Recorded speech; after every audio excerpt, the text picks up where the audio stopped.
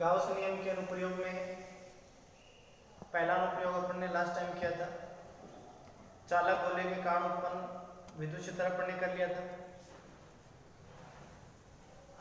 Second अनुप्रयोग है अचालक गोले के कारण किसी बिंदु पर उत्पन्न विद्युत क्षेत्र।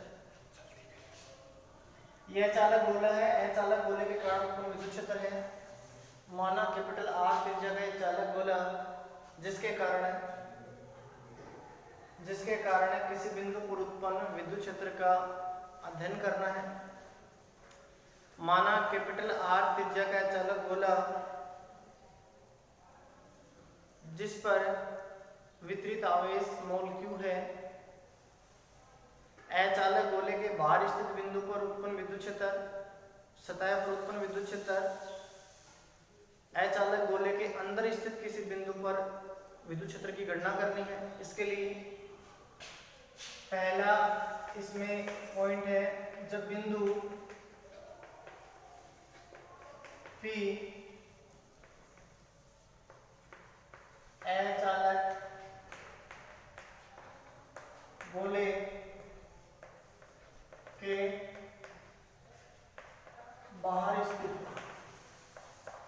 इसका मतलब स्मॉल r बड़ा है किससे, कैपिटल R से, पहले बताया था। ये हो गया आपका अचालक गोला।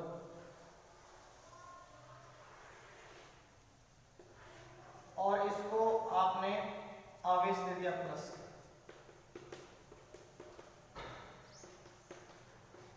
ये कैपिटल R त्रिज्या का, सॉरी कैपिटल है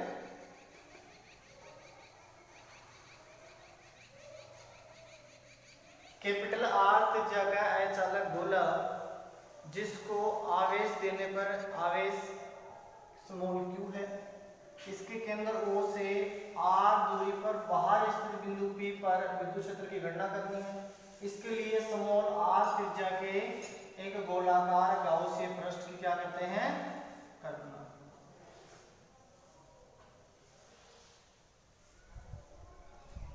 ये हो गया गाउसीय पृष्ठ। ये हो गया बिंदु P जिस पे अल्पांश क्षेत्रफल ले लिया आपने वेक्टर ds। अब बिंदु P पर जो विद्युत क्षेत्र है उसको अपने को करना है, तो ध्यान रखना कि विद्युत क्षेत्र E तथा क्षेत्रफल सदिश वेक्टर ds एक ही दिशा में है। एक चीज हमेशा ध्यान रखना कि क्षेत्रफल सदिश होता है सतह के हमेशा क्या होता है, लंबवत होता है, 90 डिग्री पे होता है, विलंबवत होता है।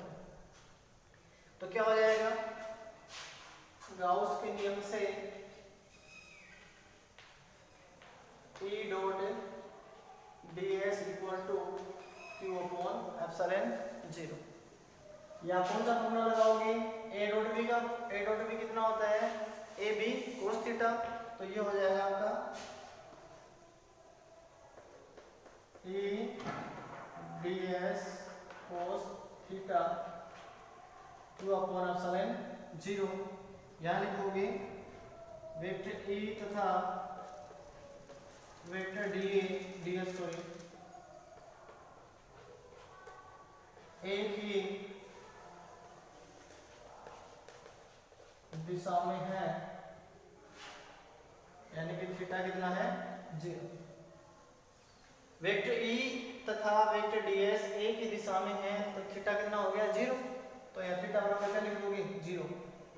तो हो गया E ds cos 0 equal to q upon epsilon 0। ये जो गोला लगा रखा है ये बंद पथ के लिए है, ये समाकलन के लिए होगा, ठीक है। देखो बाहर आप निकालोगे, बाहर सेम आएगा जब पहले वाले में आया था चालक में, सतह पर भी सेम आएगा, लेकिन अंदर इसमें डिफरेंस आता है, वो आपको मैं बताऊंगा आगे चल के, ठीक है। क्या लिखा है, वेक्टर E तथा वेक्टर ds एक ही दिशा में है, तब थीटा कितना हो गया, 0।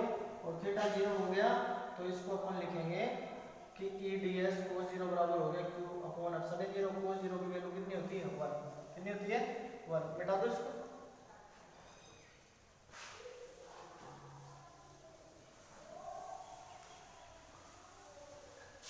अचालक गोले के बाहर निकाल रहे हैं अपन, इसके बाद में मैं यहाँ लिख रहा हूँ यहाँ, तो ये आ गया EDS इक्वल टू Q/ε। इतना करने के बाद में आपको ये लिखना है कि विद्युत क्षेत्र की तीव्रता का परिमाण प्रत्येक बिंदु पर क्या रहेगा, एक समान रहेगा। Electric field has same magnitude at surface. इसका मतलब क्या हुआ, जो भी आपने P बिंदु लेना वो कहीं ले सकते हो आप, कोई सा भी गोला हो P बिंदु कहीं पर भी ले होगे, वहां पर विद्युत क्षेत्र की तीव्रता का परिमाण क्या रहेगा, हमेशा एक समान रहेगा। ये लाइन आंख बंद करके लिखनी है कि विद्युत क्षेत्र की तीव्रता का परिमाण प्रत्येक बिंदु पर क्या है, एक समान है। तो आप यहाँ लिखोगे विद्युत क्षेत्र की तीव्रता का परिमाण प्रत्येक बिंदु पर एक समान है। तो क्या आ जाएगा, प्रत्येक बिंदु पर एक समान है तो E बाहर आ जाएगा, अंदर क्या रहेगा ds इक्वल टू Q/ε0। और ये इस गाउसियन पृष्ठ का क्या है, क्षेत्रफल है इस वाले का। इस वाले की त्रिज्या कितनी है, स्मॉल r। कितनी है, कहीं ले लो, सारी बोली है, स्मॉल r है, ठीक है। इसको लिख दिया अपन ने 4πr² Q/ε0। तो कोई दिक्कत नहीं किसी प्रकार की। देखो बाहर किसी सतह पे निकालोगे तो एक r त्रिज्या के गोलाकार पृष्ठ की अपन ने कल्पना की है, जिसको अपन ने गाउसी पृष्ठ कहा है, ठीक है। तो इससे विद्युत क्षेत्र की तीव्रता निकाली जाती है। E इक्वल टू हो गया 1/4πε0 Q/r²। ये हो गया बाहर, आउटसाइड द पॉइंट, ठीक है। इसको उतारना आपसे, सतह पे निकालोगे तो ये जो P पॉइंट है कहाँ जाएगा बताओ, सतह पे निकालोगे ये हो गया आपका, ये सतह हो गया। तो स्मॉल r किसके बराबर है, कैपिटल R के। तो दूसरा पॉइंट आएगा ये सतह का, वो कितना हो जाएगा 1/4πε0 Q। इस स्मॉल r की जगह क्या रख दोगे, क्योंकि ये सरफेस हो गया, ये सरफेस हो गया, ये हो गया, ये हो गया, कहीं ले लो, सरफेस है पॉइंट, ठीक है। तो ये हो गया कैपिटल R का, इसको ये सतह पे होगा सर। यहाँ तक किसी को कोई दिक्कत नहीं है, नॉर्मल चीजें हैं, ठीक है। बाहर किसी बिंदु पर सतह पे अपन ने निकाल लिया, अंदर इस बिंदु पर अपन निकालेंगे तो कैसे करेंगे वो सुनो। तीसरी कंडीशन है इसमें सतह पे, तीसरी कंडीशन कौन सी है, सतह पे। जब बिंदु H चालक गोले के अंदर स्थित हो। इसका मतलब क्या हुआ कि ये ले लिया अपन ने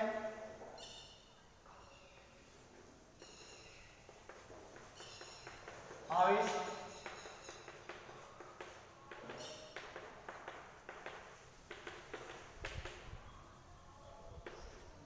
ये कैपिटल R त्रिज्या हो गया, आवेश डिस्ट्रीब्यूट हो गया इस पे, इसके अंदर यहां अपने को निकालना है, ये पृष्ठ ले लिया,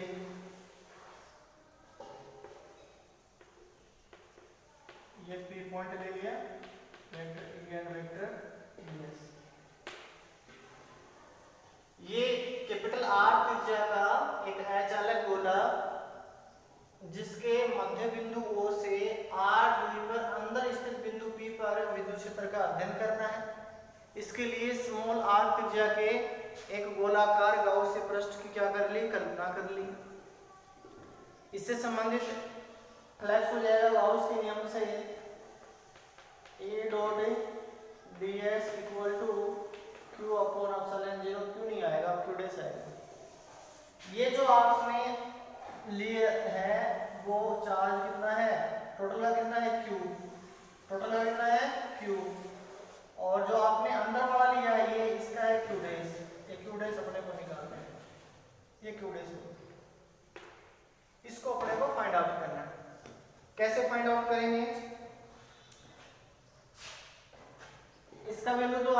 सेम ही है, चाहे सीधा लिख दो कोई दिक्कत नहीं है। ई गुणा 4 pi are square q dash upon epsilon 0। ये कैसे है वो बार बार मैंने बता दिया, निकाल लेना है। यहाँ क्या लिखोगे, चूंकि 4/3 पाई आर क्यूब आयतन में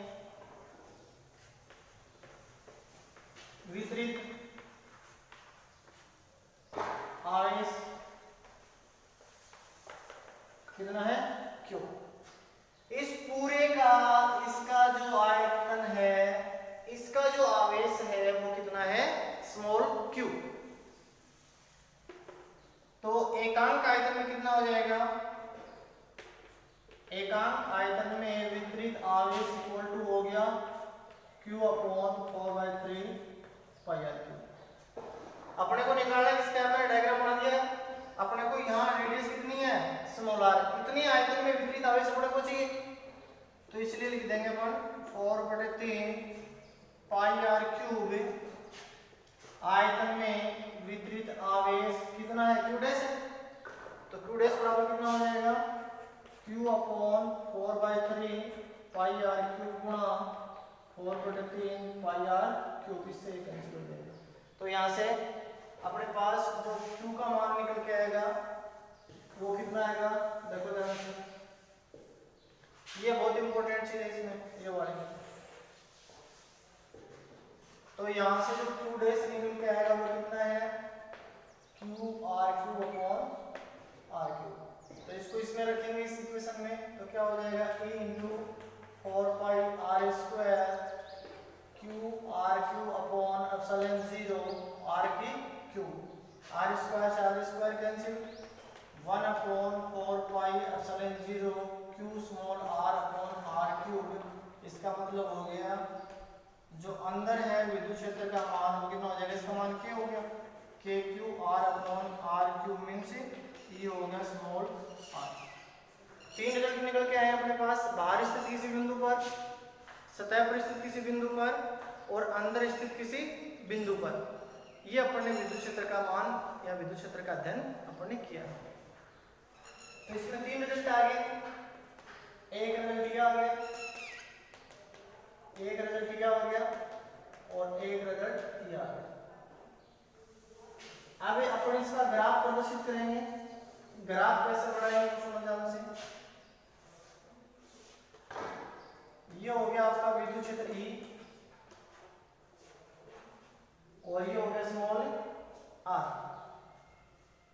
ये विद्युत क्षेत्र हो गया, ये स्मॉल r हो गया, E में स्मॉल r में, E में कैपिटल R में, E में स्मॉल r में, ये अपने को अलग अलग रिजल्ट दिए हुए। तो पहला मैं कर रहा हूँ E directly proportional to r, ये डायरेक्टली प्रोपोर्शनल हो गया, ये लो जी, ये ले लिया अपन ने।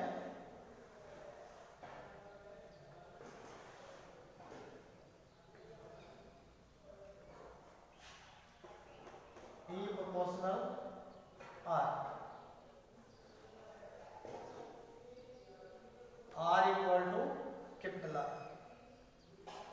ये सरफेस हो गया। कैपिटल R का कोई रोल ही नहीं है अपने पास, सतह, ये सतह होगी। अब ये वाला आ जाए, ये आएगा E proportional R स्क्वायर।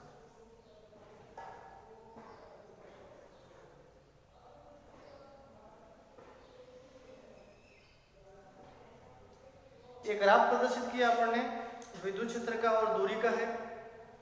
ये विद्युत क्षेत्र और दूरी का है, ये अपने पास ये ग्राफ है। ग्राफ के भी नंबर होते हैं, इसमें ध्यान रखना।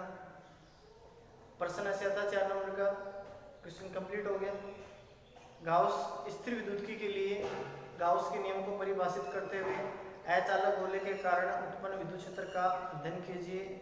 आवश्यक दूरी के साथ ग्राफ प्रदर्शित कीजिए। 4 नंबर का आएगा, 1 नंबर का कथन आएगा, 2.5 नंबर का 20 का मीटर आएगा, 3.5 आधे नंबर का ग्राफ हो गया। ऐसे 4 नंबर का होता है, ठीक।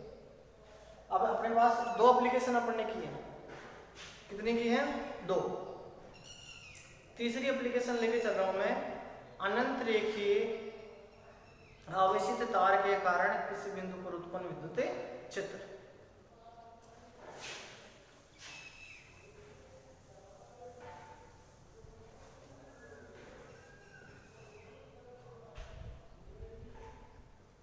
मल्टीप्लिकेशन है अनन्य रेखीय आवेशित तार के कारण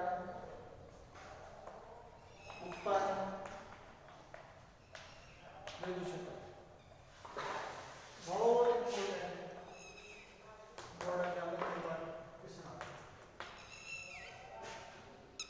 अनंत रेखीय आवेशित तार के कारण उत्पन्न विद्युत क्षेत्र बोर्ड एग्जाम में क्वेश्चन आता है कई बार। स्थिर विद्युत्की के लिए पूरा क्वेश्चन ऐसे बनाना है अपने को नोट्स में। स्थिर विद्युत्की के लिए गाउस नियम को परिभाषित करते हुए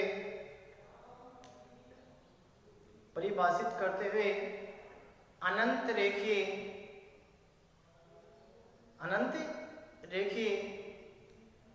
आवेशित तार के कारण अनंत रेखीय आवेशित तार के कारण उत्पन्न विद्युत क्षेत्र। ठीक है, ये तार हो गया सब, ये इन्फिनिटी तार हो गया, ये आवेशित तार हो गया। चित्र में दर्शाए अनुसार एक अनंत रेखीय आवेशित तार जिस पर आवेश वितरण लैम्डा कूलॉम प्रति मीटर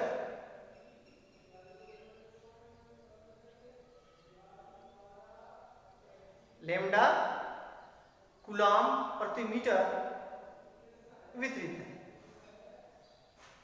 इसके मध्य बिंदु O से r दूरी पर स्थित बिंदु P पर, पहले मैंने एक चीज बोली इसमें बहुत इंपॉर्टेंट है, ध्यान से सुनना। मैंने ये बोला है कि जो क्षेत्रफल सदिश होता है, क्या चीज नोट करनी है हमेशा अपनी कॉपी में, कि जो क्षेत्रफल सदिश होता है वो हमेशा उस सतह के लंबवत लिया जाता है। तो पहले दिशा शो करेंगे कि वास्तव में ऐसा होता कि नहीं होता है। ठीक है, उसके लिए पहले मैं आपको बता रहा हूँ इसकी दिशा।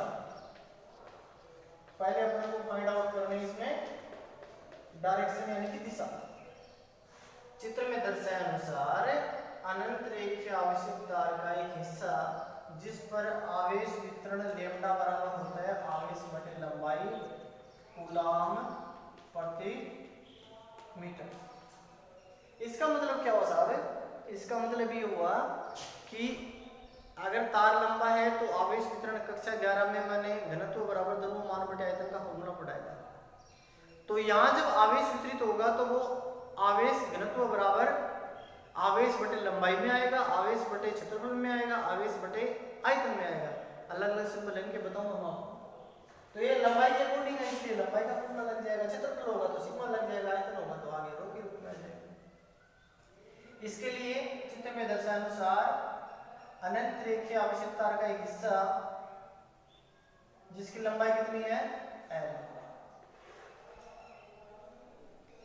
मध्य बिंदु O से R दूरी पर स्थित बिंदु P पर विद्युत क्षेत्र की दिशा ज्ञात करनी है। इसके लिए दो क्षेत्रफल अल्पांश ले लिए, एक ये ले लिया, सब एक ये ले लिया। दो क्षेत्रफल अल्पांश लेने के लिए बात कर रहा हूं मैं। A1 A2 ले सकते हो, DA1 DA2 ले सकते हो, आपकी इच्छा वो ले लो, कोई दिक्कत नहीं, इसमें घबराने की आवश्यकता नहीं है कि किताब में वो लेना नहीं। ये ले लिया DA1 और ये ले लिया DA2। इसके कारण पहले मान निकालेंगे अपना, कितना कोण बनाया, अल्फा ले ले, थीटा ले ले, अल्फा ले ले। ये DA1 है, इसमें विद्युत क्षेत्र की दिशा क्या हो जाएगी, वेक्टर DE1 ले लो, DE2 ले लो, कोई दिक्कत नहीं है। ठीक है,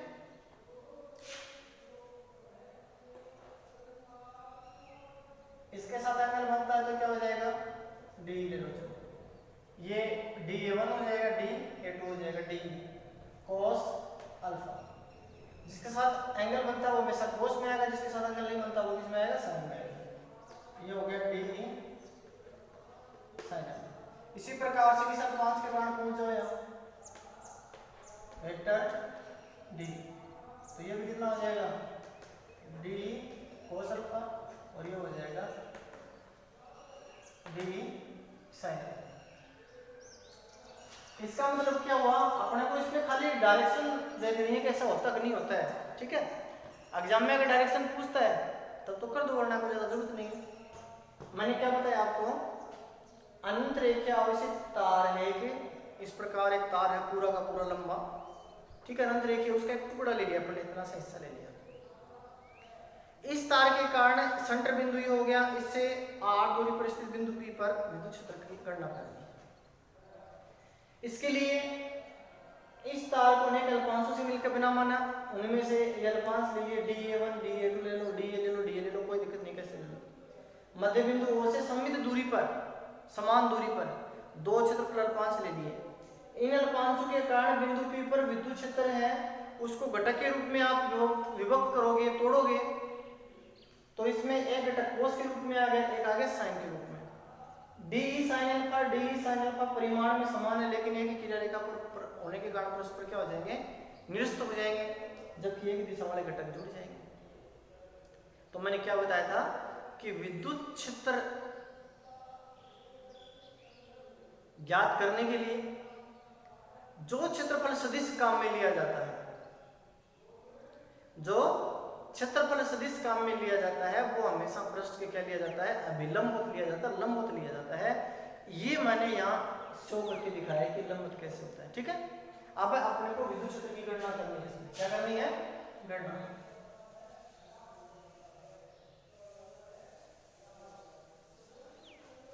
अपने को करनी है विद्युत क्षेत्र की गणना, इसी पॉइंट पर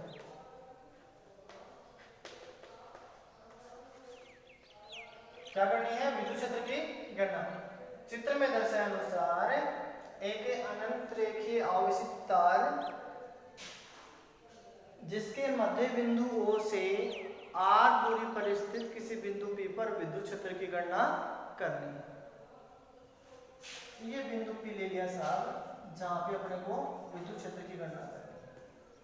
इसके लिए r त्रिज्या और L लंबाई के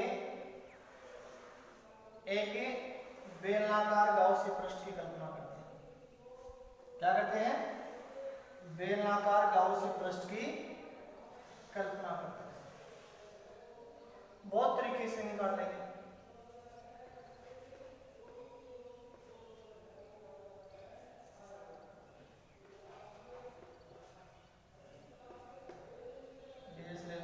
तुम्हारी इच्छा ले लो, कोई दिक्कत नहीं।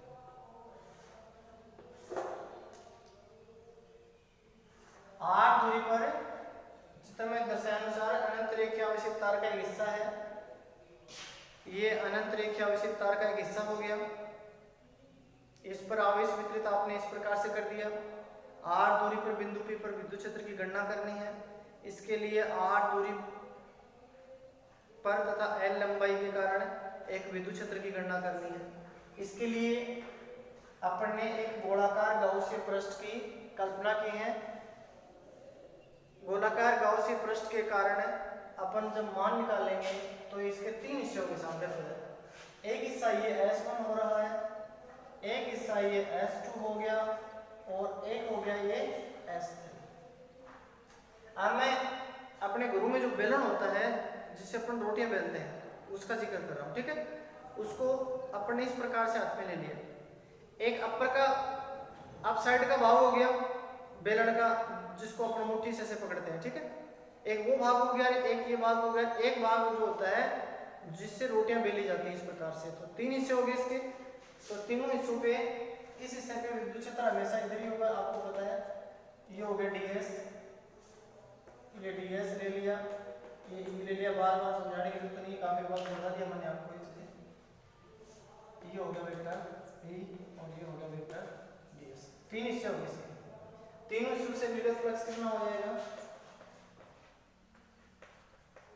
E dot ds equal to q upon epsilon 0।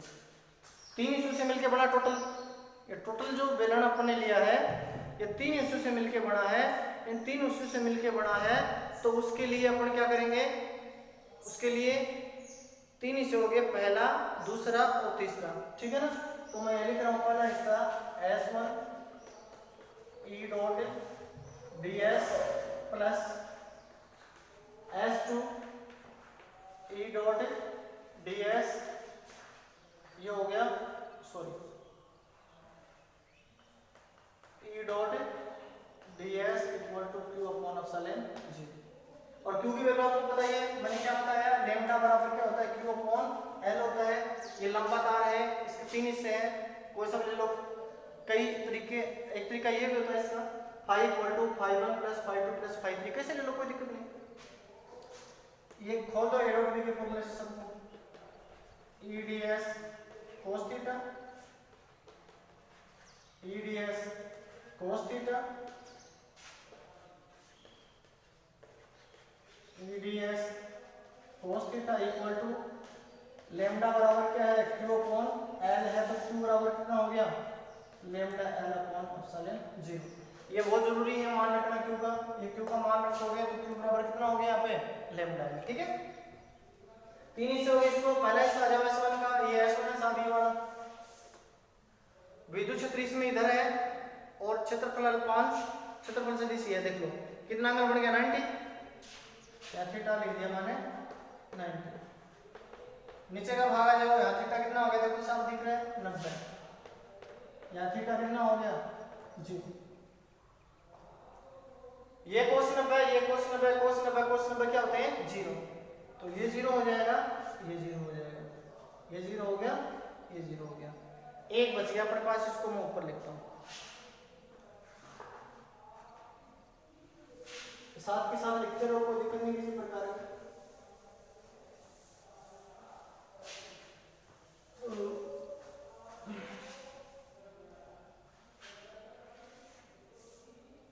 ये भाग ही लिया अपन, ये बड़ा हिस्सा, ठीक है। S1 हो गया, S2 हो गया, ये S3 हो गया, तो ये अपन ने लिख दिया S3 E ds equal to lambda L upon, यहाँ लिखोगे विद्युत क्षेत्र की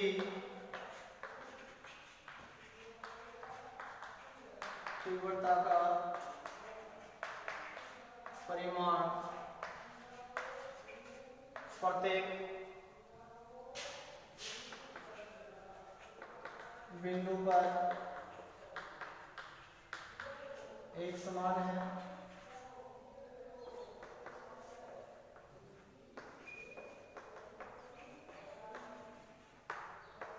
ये हो गया क्षेत्रफल। इस क्षेत्रफल का मतलब क्या होगा, बेलन है,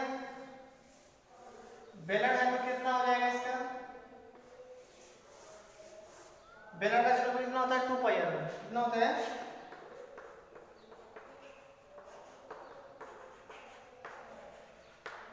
n से l कैंसिल हो गया, 2 पाई एप्सिलॉन 0 लैम्डा अपॉन r। इसको अगर 4 बनाना हो तो 2 से ऊपर नीचे गुणा कर दो। क्यों बढ़ाना है 4, क्योंकि 1/4 पाई एप्सिलॉन 0 किसकी वैल्यू होती है, k की होती है। बढ़ाना चाहो तो बढ़ा दो, वरना कोई जरूरत भी नहीं है इसको। एक बार पुनः से देख लो इसको, अपने घरों में जो बेलन होता है जिससे रोटियां बेली जाती हैं, वो आकृति है E इक्वल टू, ये आप साइड का हिस्सा हो गया, ऐसे रोटी बेलते हैं ना अपन, तो उसको खड़ा कर दो एक बार ऐसे, तो ये आप साइड का हिस्सा हो गया, ये नीचे का हिस्सा हो गया, ये पृष्ठ हो गया जिससे रोटियां बेली जाती है। 3 पृष्ठ हो गए इसके, 2 के कारण 0 हो जाएगा, 1 के कारण रिजल्ट आएगा। मैं ऊपर लिख देता हूँ यहाँ,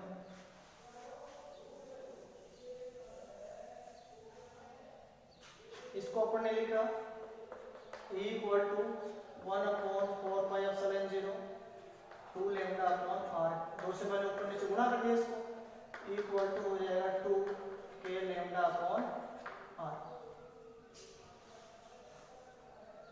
ये रिजल्ट आ जाएगा।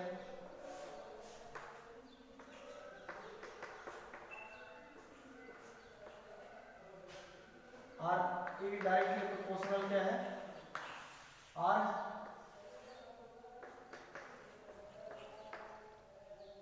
1 नंबर का स्टेटमेंट, 2.5 नंबर का बीच का हिस्सा, आधा नंबर का ये, इस प्रकार से 4 नंबर का आता है। दोबारा से सुन लो, 1 मिनट और लगेगी।